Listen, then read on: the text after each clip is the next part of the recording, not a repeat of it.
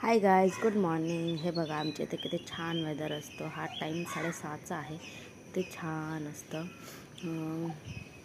मग त्याच्यानंतर मी घरी गेली.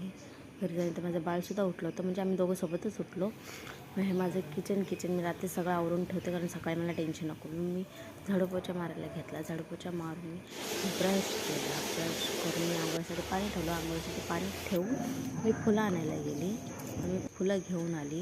मस्तपैकी आंघोळ केली. मग ही पूजा वगैरे केली मी छानपैकी अशी आणि दारामध्ये अशी पावलं काढले होते. मी त्याला शिकवून घेतला. हे दुपारी मी छान रांगोळी केली. दुपारच्या जेवणामध्ये डाळ भात चपाती आणि हे फ्रूट आहे काहीतरी, त्या बाजूच्या ताईने मला दिलं होतं. त्याला काय बोलतो आणि डायरेक्ट हे संध्याकाळचं आहे. संध्याकाळी मस्त किचन वगैरे आवरून ठेवलं होतं. संध्याकाळची पूजा केली.